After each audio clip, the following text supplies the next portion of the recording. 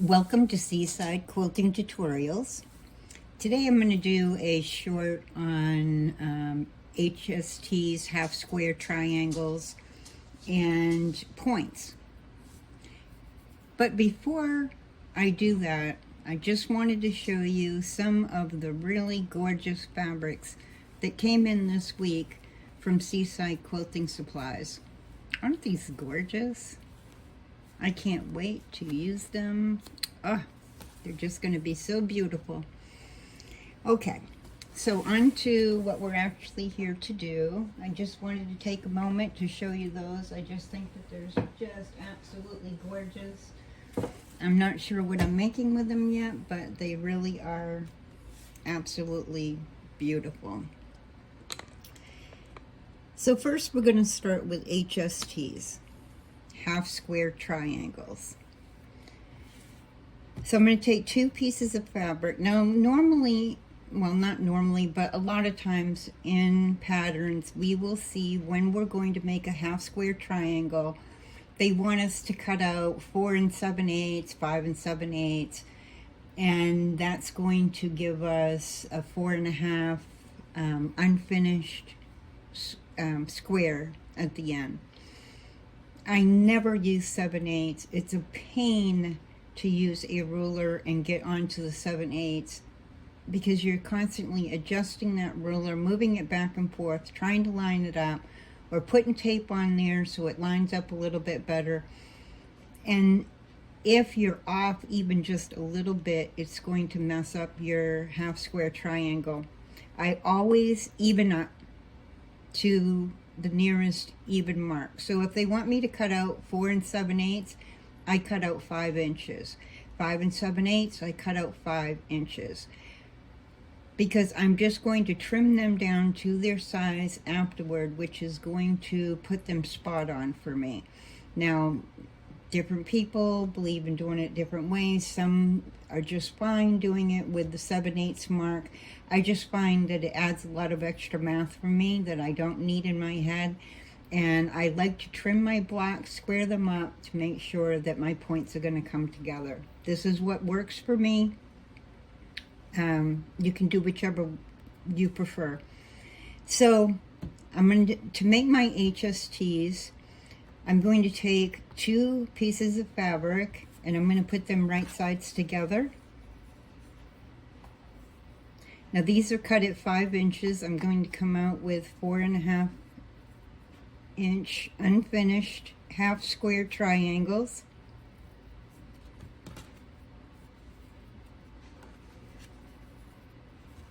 So I get those fitted together. I'm going to take my ruler and I'm going to make a mark from one corner diagonally to the other corner. And I try to get these on top of each other just as perfectly as I can. But since I'm cutting them out 1/8 of an inch larger and I'm going to square them up, if they're not exactly perfect right now, they will be when I do it. So let's get that mark made. So when I'm doing a lot of these, which I've already done, I'm doing a lot because I'm working on 2 different quilts this week. So I've already quilted, sewn these to piece these together continuously. So I've got a long string going here of a whole bunch of them that I've already pre-done, set aside. And I will trim those afterward. I like to do everything in as many continuous steps as possible when I'm sewing so I can get through the sewing part, because for me, long arming is my favorite part. So the less time I spend sewing, the more time I have for quilting. Okay, so I've made my center mark diagonally going across, and I'm going to do my 1/4 inch seam on each side. Now, I use a scant 1/4 inch. I also put my stitches at 2.0. I like my stitches a little closer together. Keeps my seams nice and tight once my quilt is put together. And I used the scant 1/4 inch because once I put stitching in here and fold it over, it's going to take away from my 1/4 inch seam a little bit. So I won't end up with a true 1/4 inch seam if I sew exactly on the 1/4 inch. So by doing the scant 1/4 inch, moving my needle over to the 2.8 on my machine gives me my perfect 1/4 inch seam on both sides. Okay, so for me, I use a 1/4 inch foot that has a guide on the side of it. And I really like this when I'm doing half square triangles, because that guide I'm going to set right on top of this line, and I'm going to use that guide on the side to follow this line all the way down, and it will stitch to the side like I want it to. Now, if you don't have one of these, what I would do is I would take my ruler and I would measure 1/4 inch over on both sides of this line, make my extra lines, and sew on those lines. Same effect. I just like to do it this way. It's quicker for me.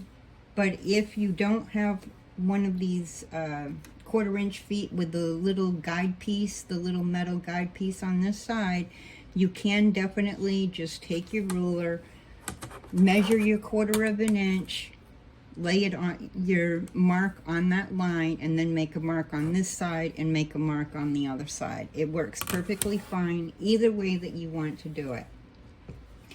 Now, I've already been piecing some half square triangles, like I said.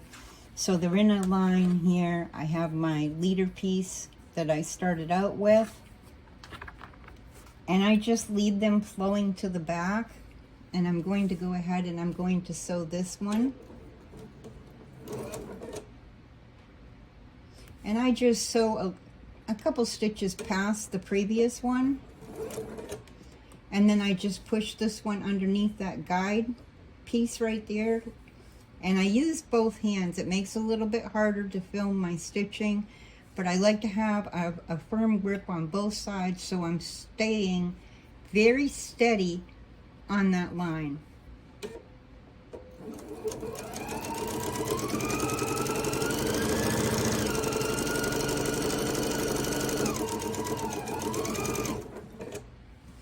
When I get to the end, I'm just going to feed my next piece in, which is a matching piece that goes with those that I've been sewing this morning.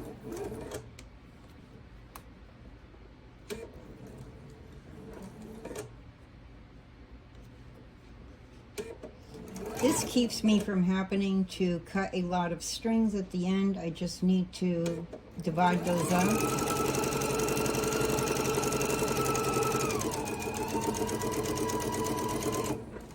And I don't have an extra lot of danglies. When I need to take that piece off, I'm just going to snip here, which is right between those little stitches that I left between the pieces. I'm just going to snip it and separate it off. Stick those over to the side. I do want to get my leader piece so I can use that again later. I'll use my leader piece multiple times before I chuck it into a scrap basket that I use for filling things. Now I've done my stitching on this side. Because I do that continuous stitching, see, I don't have a lot of thread at the end that I've wasted, and I don't have to sit here and clip because I've cut the thread every single time. Now I'm just going to turn it so that I can do my stitching on the other side. And I do so somewhat slower than this. Sometimes I'll even turn my machine down so I'm going a little bit slower.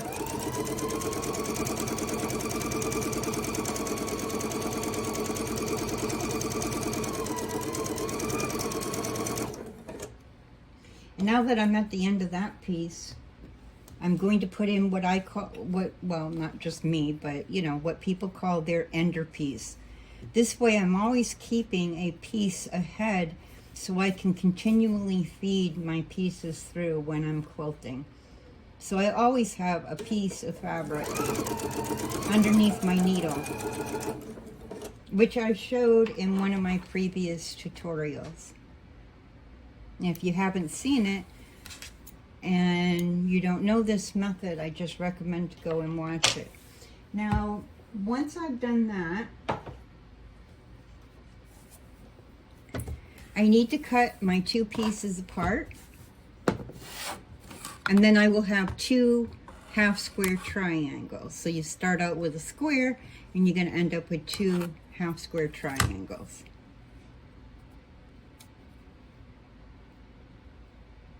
Okay, so I line my ruler up, and you could use scissors, but it's just as quick for me to use my rotary cutter, do a quick across that line, and now I have my 2 pieces.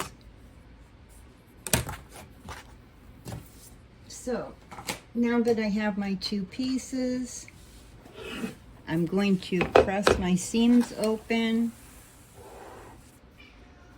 So first, I just put my iron on for a second and I set my stitches. Then I'm going to open it up. Now some like to open it up this way and press with their finger across. And then don't iron back and forth. That stretches your fabric and misaligns it. Just press. And I know it's hard if you do a lot of ironing of clothing like I do for my husband for work. You come down and you go to quilt and you have that habit of wanting to iron instead of press. Then I have to recalculate my brain and say, nope, you need to be pressing, not ironing. And then I use my quilter's clapper. Now I have the one that we sell at Seaside Quilting Supplies, the Riley Blake quilter's clapper. Originally, these were designed for tailors to put on heavy seams to flatten them when they were making garments. Quilters caught on to that and said, oh, that would work great for me. And so now we have the quilter's clapper. They're wonderful. This one was gifted to me. They're both hardwood. I always recommend to get them so that they're not lacquered. You don't want to finish on them. You want the plain wood because the hardwood absorbs the steam.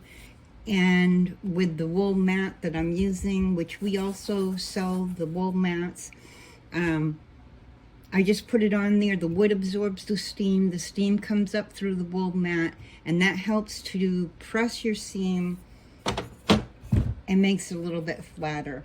Now if I have a stubborn seam, when I have like a combination of seams that are coming together and they're a little bulkier and I want them to be flatter, I will press it. I will put my quilter's clapper on top and I will leave it overnight. Sometimes I only have 2-3 hours that I can leave it. If I'm doing a whole top, and it helps to have a couple of quilter's clappers if possible. If you're just starting out, to get one quilter's clapper is really handy, and you can just move it across your top when you're doing a row. But I did have a difficult one this week, which I'll be showing later this week, and I'll talk a little bit more about it. But I had to leave my quilter's clappers on them overnight, and when I came back the next morning, they were nice and flat. You wouldn't even know how thick the seam was in some spots. Wonderful. Okay, so I'm going to set that aside for a second, and I'm going to do my other piece. Now I'm pressing my seam so that it goes to the dark side on both pieces. Now your seams really depend. A lot of people say, well, do I press them open? Do I press them to the dark side? And that's really a dependable, depends on what you're sewing, what's coming together. I like them to go to the dark side the majority of the time because it's easier to put my pieces together because they kind of lock together. So I like them that way. If I find that I'm bringing a lot of seams together, they're going to get bulky, so I will press my seams open. Now, if this was white on the other side, I I would not definitely want my seam to go to that side if I can avoid it. But sometimes you need to press them open. Okay, so I have both of those done. I'm just going to set that to the side. And now I'm going to, well, get this iron out of my way too, so I don't burn myself today. Now this is a 45-degree angle, so I'm going to put my ruler on. Well, I need the, which side do I need now? I always have to look at my ruler for a second here. There we go.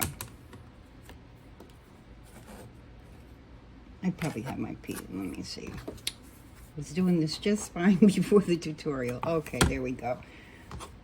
I needed to go this way so that my markings are going from 1 to the 5 in this direction. So I'm going to use my white 45-degree line here. This is a Creative Grids 6-inch by 12-inch ruler. I like this one for at my sewing desk because it's not as long, not as bulky, gets the job done, and it's a nice size for my sewing desk. And we do sew these as well. So I'm going to, now that I have my 45-degree on that central line, which is my seam right here, I'm going to move it up, keeping that 45 line right on my seam, and I'm just looking until I'm just, you know, either right to my 4.5 mark or just a tad over it. And I can just slip it up a little bit and make sure that I have it. And then I check this little corner right here. Let me get my camera moved down just a little bit so I can see my little corner right here. I have my diagonal going nice and straight. I always double check. I always look twice before I cut, sometimes 3-4 times before I cut, to make sure everything is lined up the way that I need it to be. I get my fingers lined up on my ruler, kind of in a spidery effect, keeping my fingers away from the edge, of course. And I'm going to trim both sides. Now you're not going to take off much. As you can see on this side, all I got off was that little corner piece over here. And then I'm going to trim this side, and you can see I'm just getting little slivers off. I'm not taking a lot off. Just little scrappy itty bitty pieces. And I'm just going to double check my corner here to make sure that I got a nice corner. And by doing this, I also get my dog ears off at the same time, which we call these little pieces sticking out dog ears. And we want those off when we're sewing because they just make the seams bulkier if we leave them in. So once again, I'm going to line this up. The only difference is this time I'm going to make sure that both of these edges are exactly on my 4.5 mark. And once I know that they're on my 4.5 mark, I'm going to move this down just a little bit because that was just a little bit off. I check my corner down here to make sure that it's lined up well. All of my edges are okay, so I'm on my 4.5 going this way. I'm on my 4.5 going this way. I'm going to hold it really tight. The nice thing about the Creative Grids rulers is that they have these nice little dots on the bottom that are a little bit rougher, so they hold our fabric in place. They don't slip and slide like some rulers do. They're a little more expensive than some rulers, but I like them because I haven't got to worry about them slipping and sliding. Once I put pressure, wherever those little dots are, if I put a little pressure right where they are, my ruler's not going to slip and slide.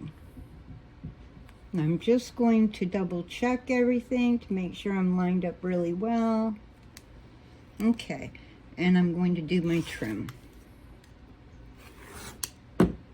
And once again, you can see I'm barely taking anything off.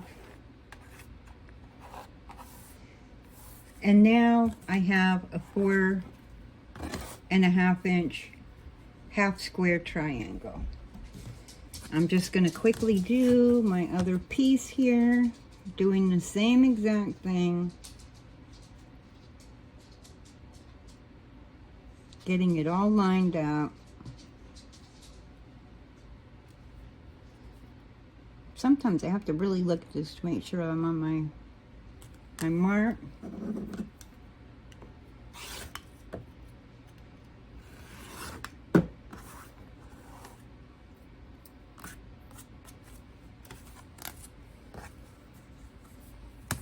Do my other side.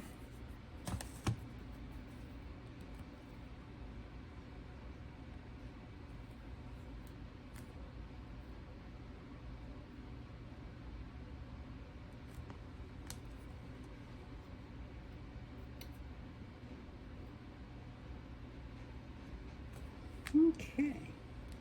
Like I said, always check twice that everything is lined up before you cut, because once you cut, if it's wrong, you have to start over. And if you bought just the exact amount, like with a lot of our 3-yard quilt books, you're buying 3 yards of fabric. You're going to need that 3 yards of fabric. So if you make a mistake and you didn't buy a little bit of extra fabric, that can be a problem. Now my little corner here, I didn't get it. Sometimes it's hard to get that corner unless I fully turn my thing.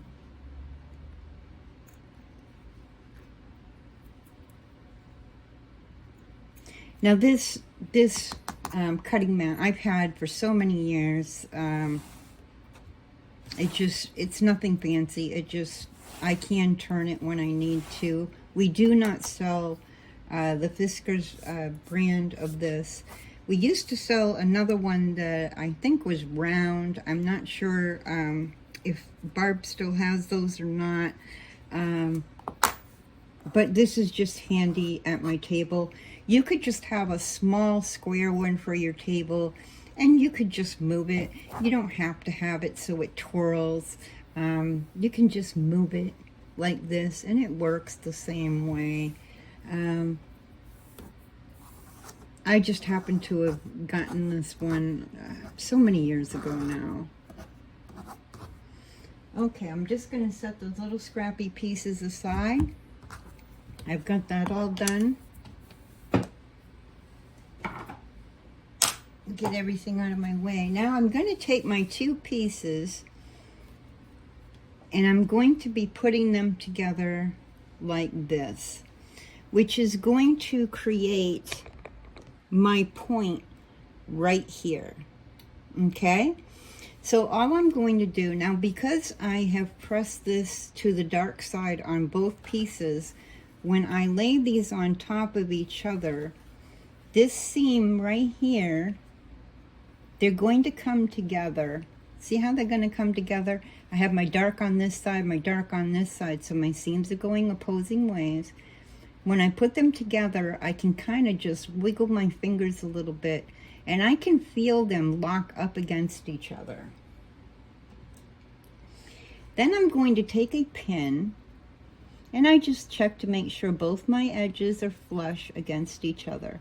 I'm going to take my pin and I'm going to put it right into a stitch. And I look for a stitch hole, actually. And I'm going to hold these 2 pieces together and I'm going to push it straight down. You don't want to push in at an angle. If you push in at an angle, you're going to grab the fabric underneath in an odd way, and it's not going to be straight.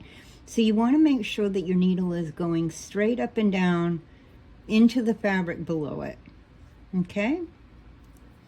Now that went a little crooked. Look how that happened. See how that went just a little bit crooked to the side? That's not good. That is not how we want to do it. We want to make sure that we're holding it and that our needle goes in straight down.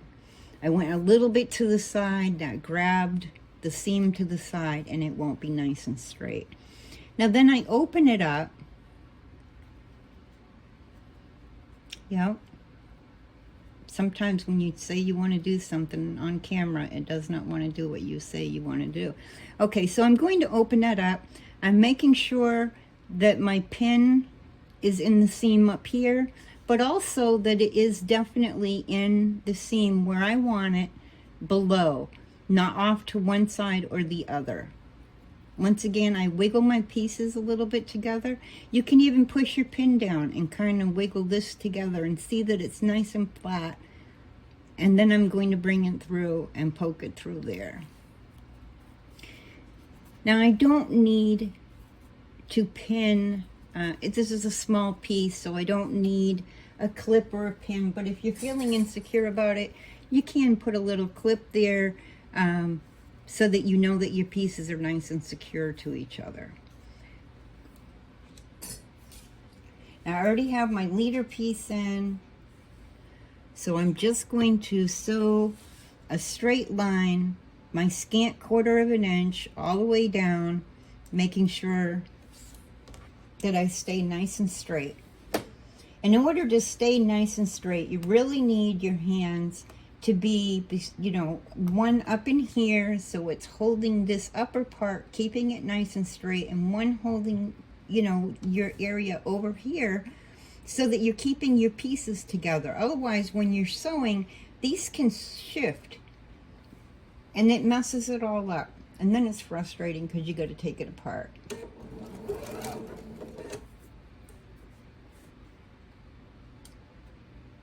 And I just butt it up against the needle and then let it go.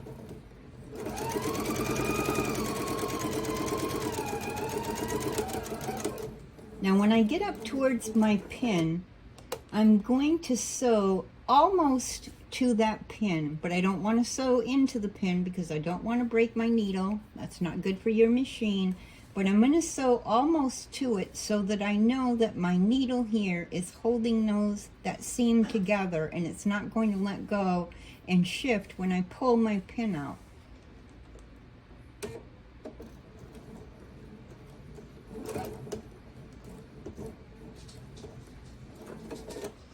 Now I have my needle almost to my pin. I know I can securely pull my pin out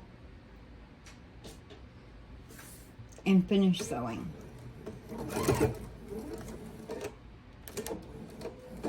And normally I would put an under piece in instead of cutting it, but I don't have another.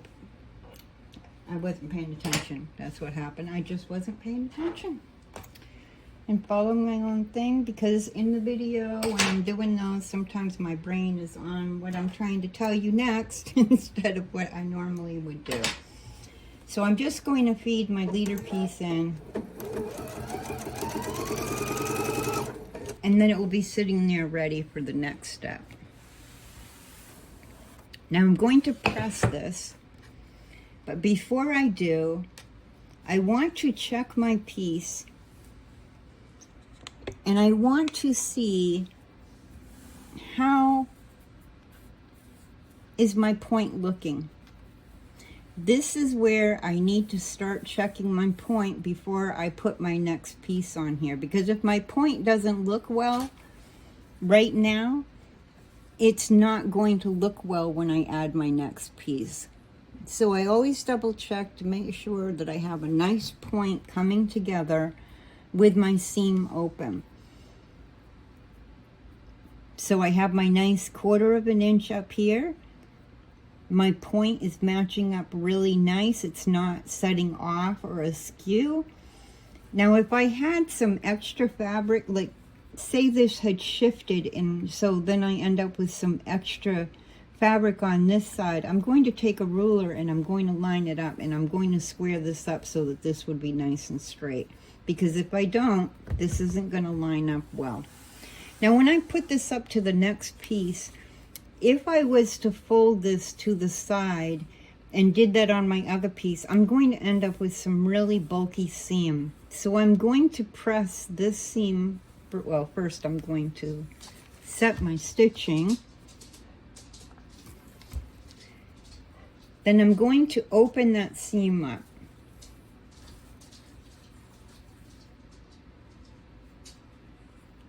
Now, like I said, you know, whether I open a seam or don't open a seam is project by project. It just depends on how I'm putting things together that I make my decision.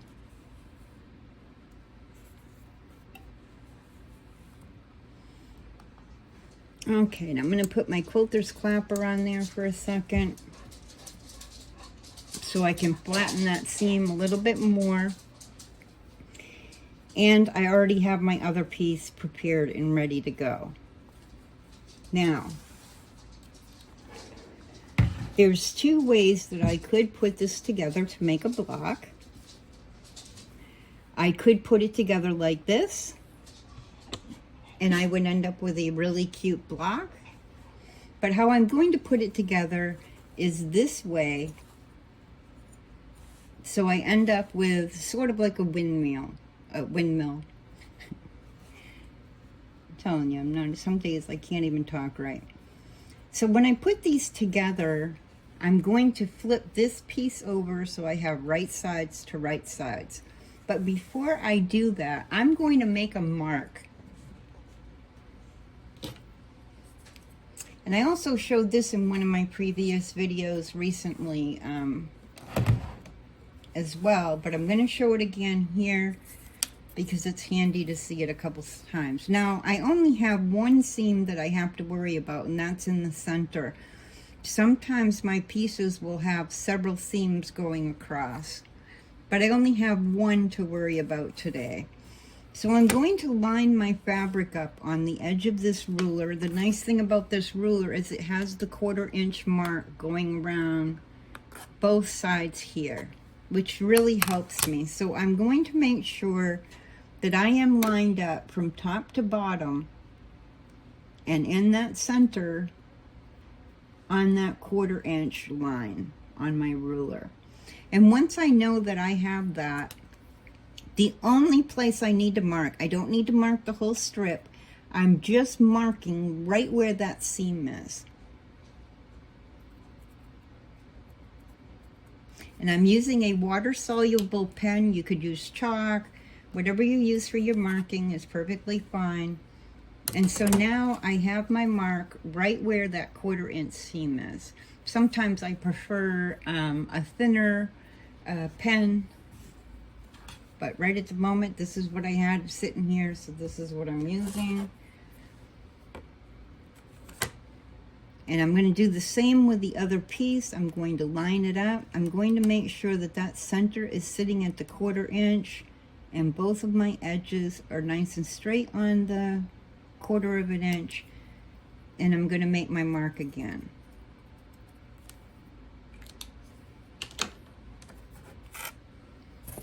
And I can get my ruler out of the way. Grab my pin. And I'm going to put my two pieces together, right side to right side, with the points facing, you know, going to be on top of each other. And I'm going to put a clip on this edge. So I have this edge lined up, nice and straight. And then I'm going to put my two center seams together. Now, if you had some thread in the way, I just clip that out of my way, just so it's not bugging me. And actually, I'm going to put a clip down here as well to hold this side together, so I know that that's nice and flush. And I'm going to take my pin and I'm going to stick it right where I made my mark, going straight down. And I think it went to the side a little bit, so I'm going to check it. And the other thing that I'm checking for is I really want that pin to be at the top of my point. and it's not. It's a little bit off, so I'm going to take the pin out. And it's kind of because I made a fatter mark instead of a thinner mark there. But I can see where my seam crosses here. So I'm going to get my pin going straight down right in there.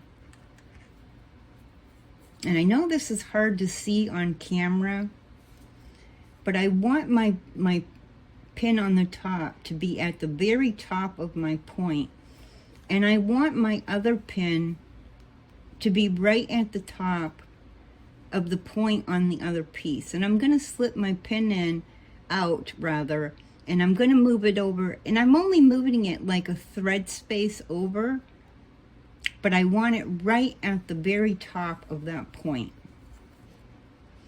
And I'm going to wiggle this, make sure that it's in there nice and straight. Now when I do my seam down through, when I get to here, it's going to be bulkier than it's going to be with these two flat pieces going together. If I try to sew too quickly across here, if you have a bulky seam, your needle can bend and move to one side or the other, and you won't get a straight stitching. And if you don't get a straight stitching, you will not get a nice point. So you want to slow down when you come to a bulky seam, no matter what you're sewing. Okay, so now we're going to do our scant 1/4 inch all the way down that seam.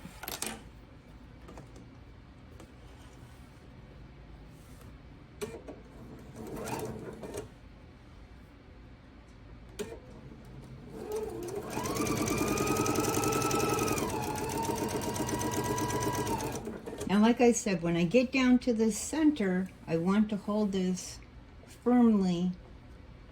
I kind of press down on it a little bit to make sure that the pin's in there nice and straight. And I want to make sure that I'm keeping this straight up against my guide, and that I'm staying right, so I'm going to be on that 1/4 inch mark.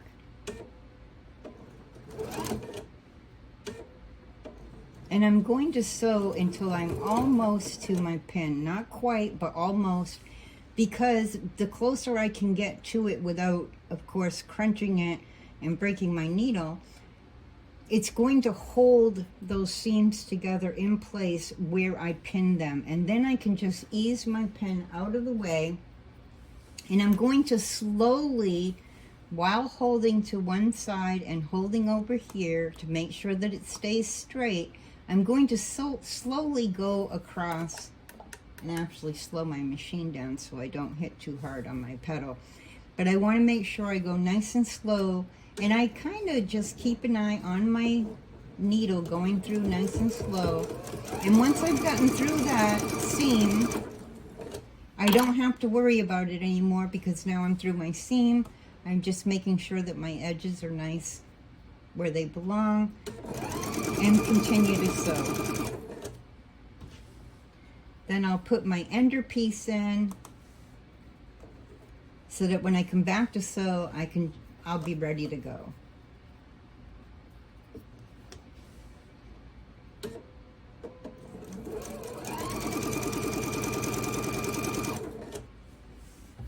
And then I can snip that off, and let's take a look at the point and see how my point came out. So now I'm going to fold it open, and whenever you're doing one like this where you have several seams coming into the center, it's a little bit bulky. And on the quilt top that I'm working on, I pressed these. You could either press it to the side if you want, it's up to you, or you can press them open.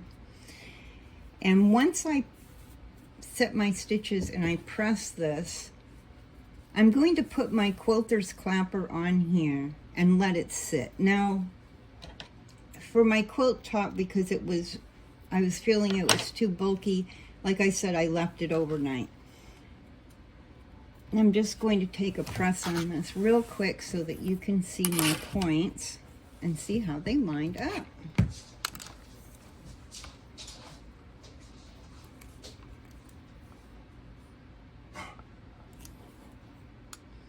Now this was just a practice block that I'm going to set aside, and when I do some more practice blocks of the same size, I'll eventually put them together and make a scrap quilt. I have a bunch of these down in a drawer that I leave there, and eventually one day they will make a quilt. So now that I've got that pressed, I'm going to set my quilter's clapper. My iron's always in my way. Okay. And I just press down a couple times on it and flatten it out. Now, when you take a look, I'm going to move my camera so that you can see it better, hopefully. Now, as you look at my points, all of my points came right to the center and line up. They're not askewed to one side or the other. They're pretty nice and pretty darn close to perfect.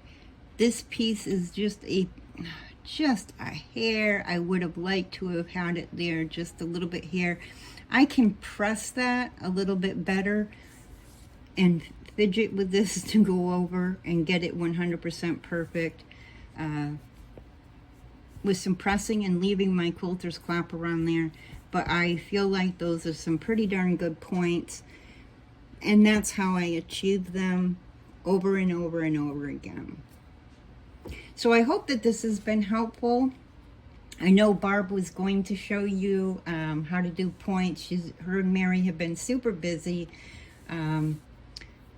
cutting fabric, packaging orders, and getting ready for tonight's Sip and Shop. So yesterday I told her, Barb, just let me do the point tutorial because we want to make sure that your fabric's getting out to you and, you know, a nice rapid time so you're able to use the stuff that you order. So I hope that you all have a wonderful day, and please stop in and see us this evening for the Tuesday night Sip and Shop, and happy sewing.